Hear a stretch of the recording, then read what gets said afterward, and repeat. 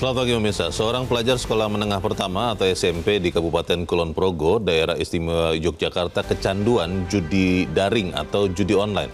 Peristiwa itu sungguh membuat dada sesak.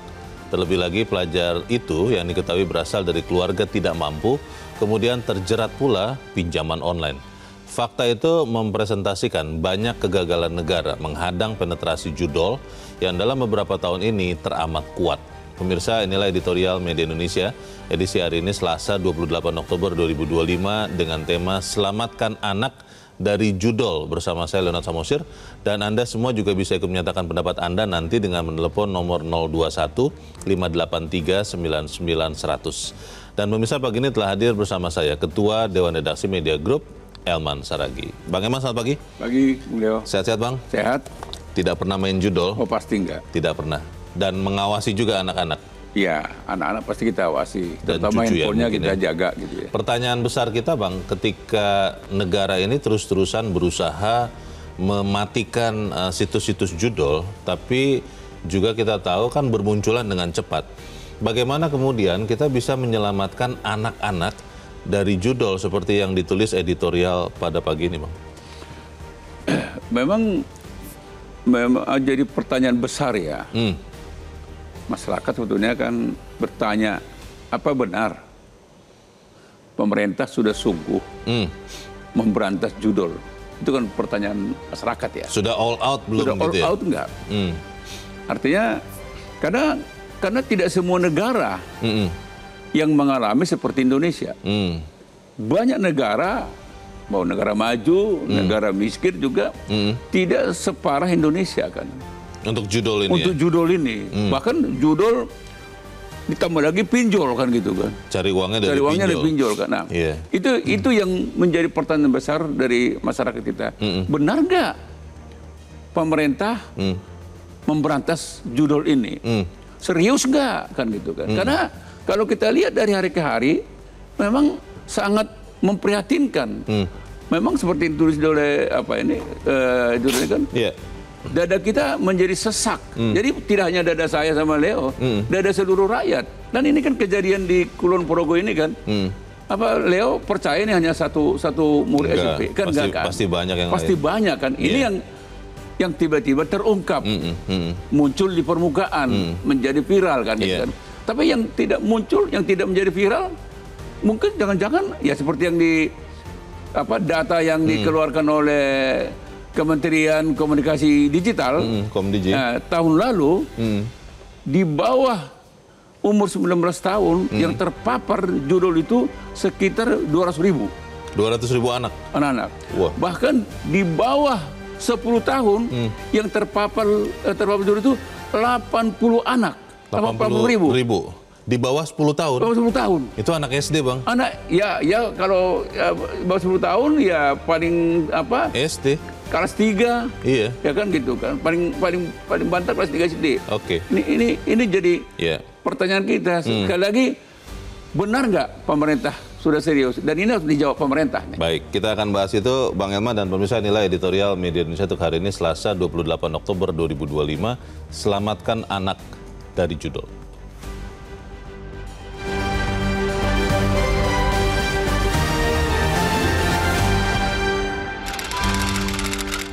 Selamatkan anak dari judol.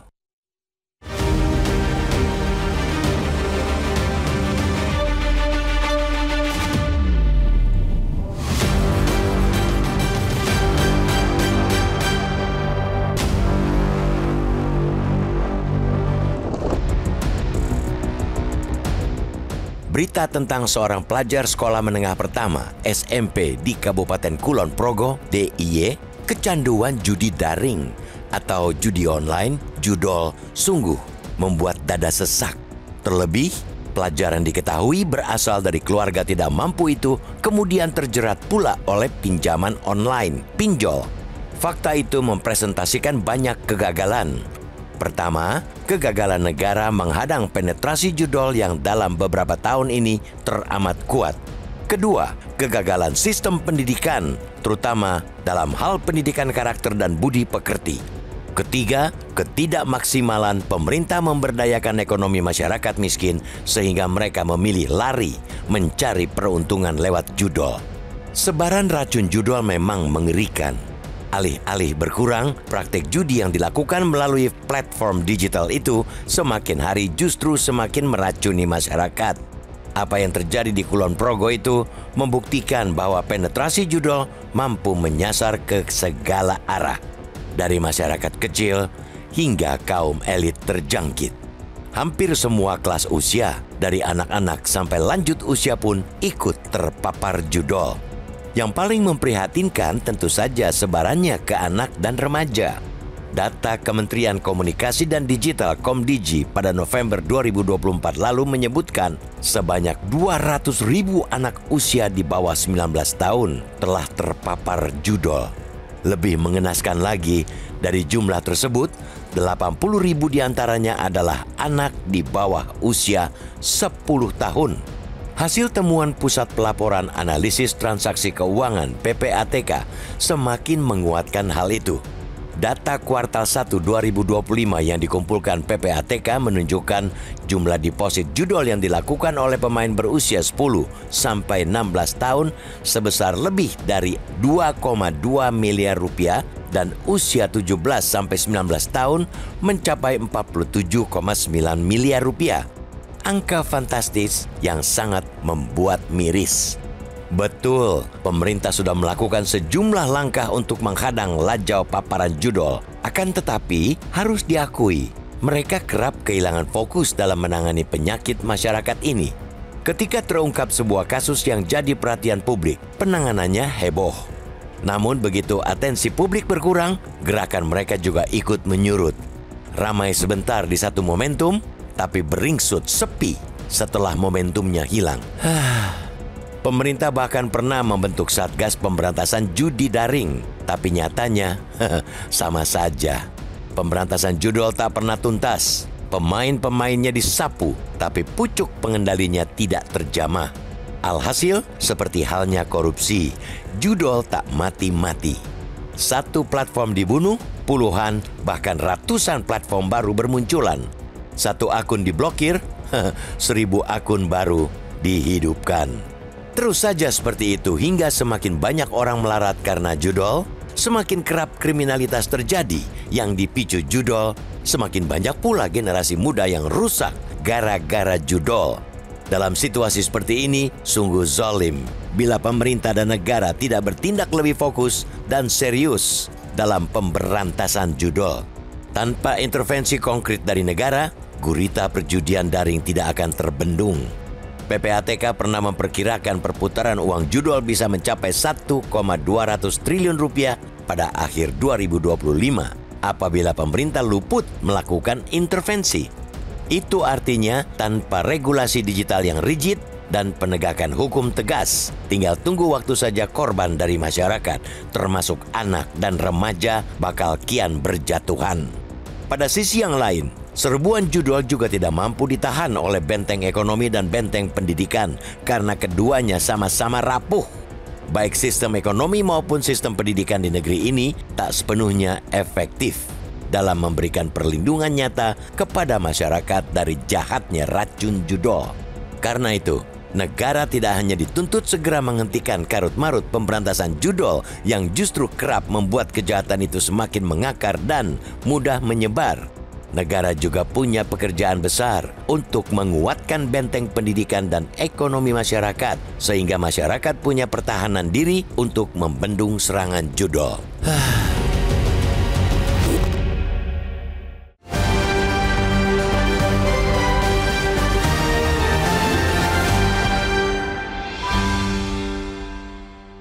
Di bagian berikut Anda bisa menyatakan pendapat Anda, pemirsa. Untuk saat ini tetaplah bersama kami.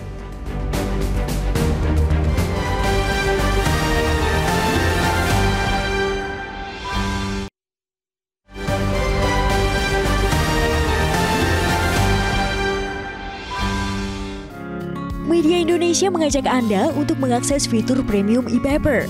Dengan sajian konten berbasis intelektual dan meneguhkan kebangsaan, Media Indonesia tampil dengan lebih dinamis melalui e-paper Media Indonesia yang dapat Anda akses kapan saja, di mana saja.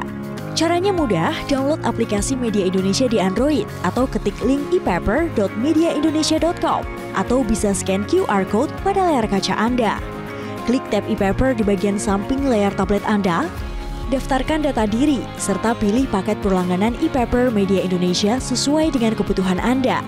Nikmati juga bonus spesial tambahan 4 halaman rubrik fokus setiap hari. Semua bisa Anda dapatkan hanya di e-paper Media Indonesia.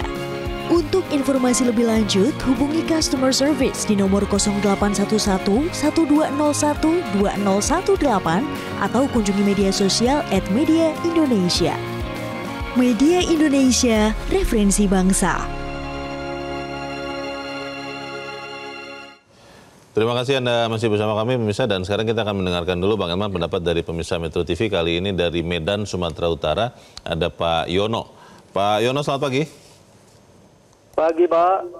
Ya, Pak Yono, ini sesuatu yang sangat menyedihkan karena anak-anak kita bahkan kelas 2-3 SD sudah main judol dan mungkin juga sudah kecanduan.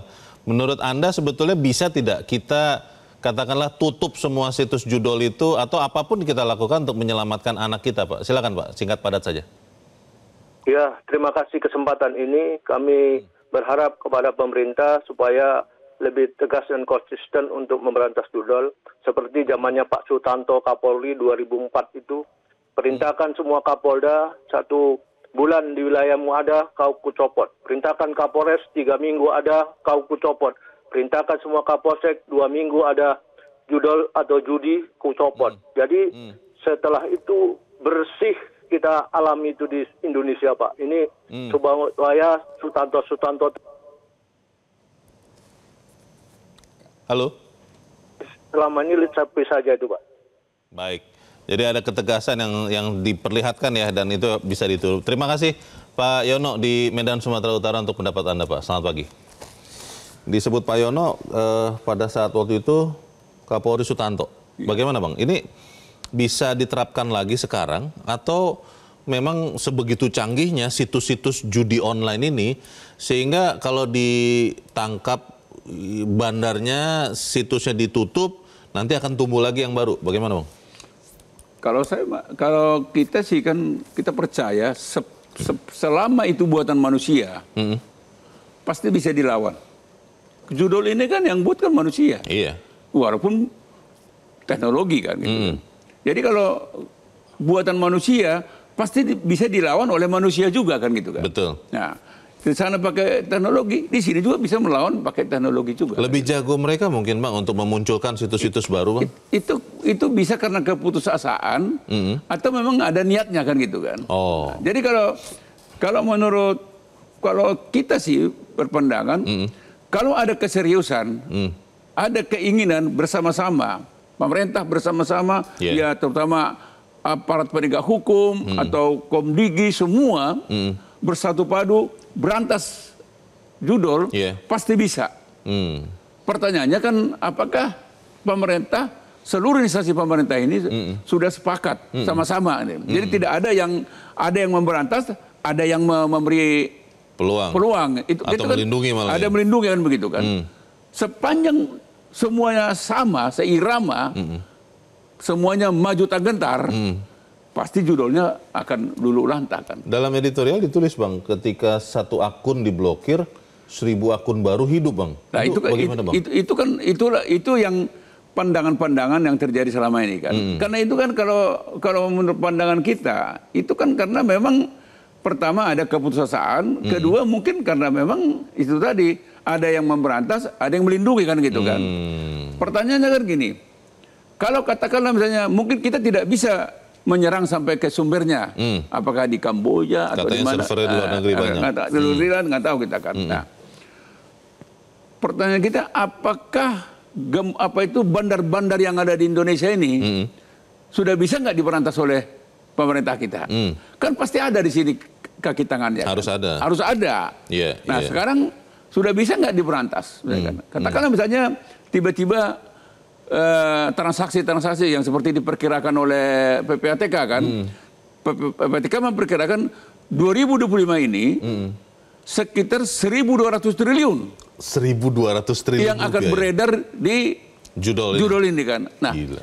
kalau masa 1.200 triliun itu mengalir ke luar negeri kan gitu kan. Nah, pertanyaannya kan serius nggak, mampu nggak gitu kan? Kan kalau kita lihat perkembangannya kan, bahkan kalau kita lihat pemberitaan beberapa waktu yang lalu kan, ya ada oknum-oknum yang justru memelihara kan gitu kan, memelihara operatornya kan gitu kan.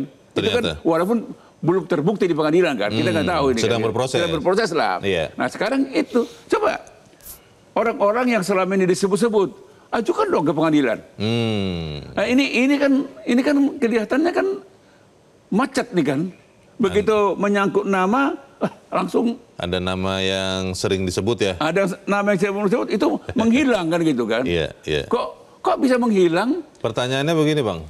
Ini kan ketika kita bicara anak-anak, kita berjarak dengan anak-anak ini karena kita tidak kenal, bukan teman kita, bukan anak teman, bukan saudara. Mungkin jangan-jangan harus kena dulu ke diri kita. Baru kemudian benar-benar diberantas. Tapi pertanyaannya apa harus sampai seperti itu? Kita bahas di bagian berikut. Bagaimana bisa tetap bersama kami, Editorial Media Indonesia segera kembali.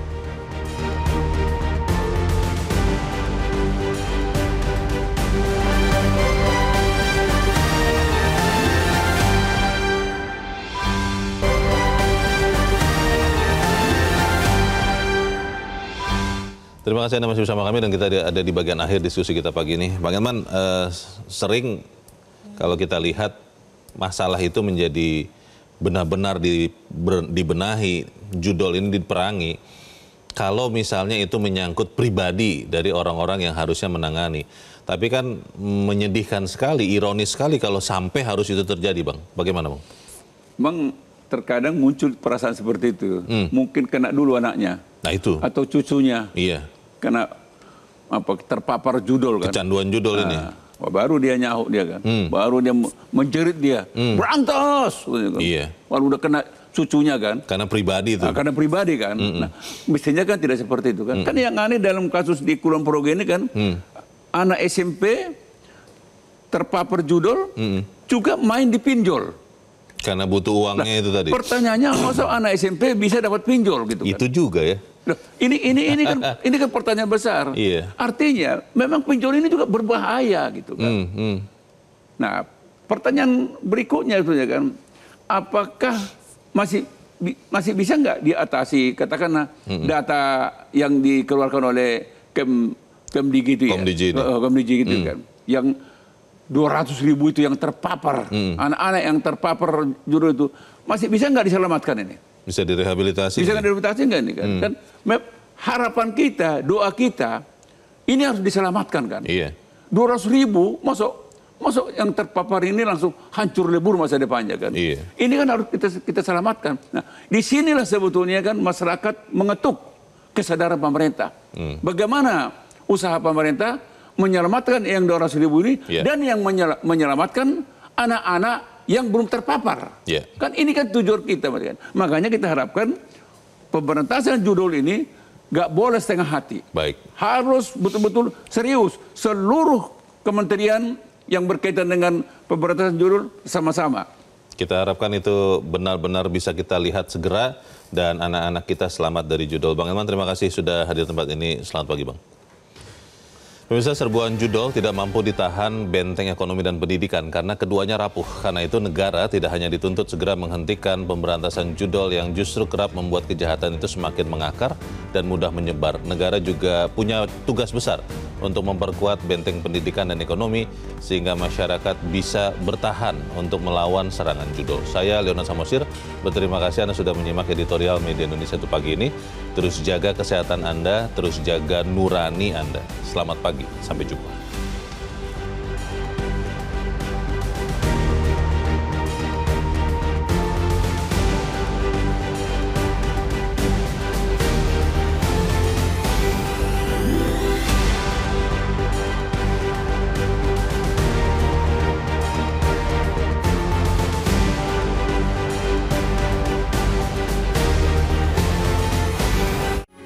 Metro TV.